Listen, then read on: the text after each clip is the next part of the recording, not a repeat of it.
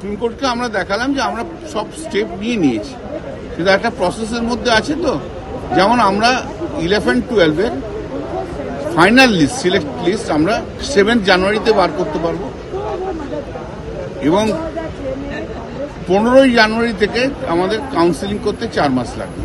19-এর list বার করতে, final list বার করতে আমাদের মিডল অফ মার্চ হয়ে যাবে, আর তারপরে 4 মাস কাউন্সিলিং লাগবে। তা সুপ্রিম কোর্ট ওই জন্য 31 আগস্ট পর্যন্ত, যেটা 31শে ডিসেম্বর পর্যন্ত ছিল, সেটাকে এক্সটেন্ড করে দিয়েছে এক্সটেনশন।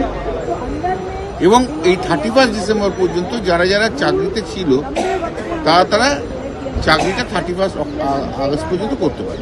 অতৃপ্ত আত্মার জন্য আমাদের এই সমস্ত হচ্ছে। জজ সাহেব জিজ্ঞেস অতৃপ্ত what is the spelling, what is the how to আটার, মানে অতৃপ্ত আত্মা, আনস্যাটিসফ্যাক্টরি সোল। এই যে যারা করছে, বিকাশবাবুরা যাদের মামলা করছে, সিপিএম এর লোকগুলো, সব আনস্যাটিসফ্যাক্টরি সোল, বুঝতে পারছো না? কোথাও কোনো সাকসেস নেই ওদের।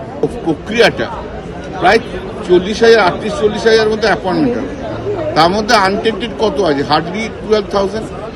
বাকিটা তো ফ্রেশারদের জন্য যাবে। 28,000 নতুন ছেলে মেয়ে চাকরি পাবে পশ্চিমবাংলায়। ওদের বক্তব্য হচ্ছে ইলেকশন পর্যন্ত কোনো কিছু করতে দেবো না, ঘেঁটে দে, সব ঘেঁটে ঘুটে দে।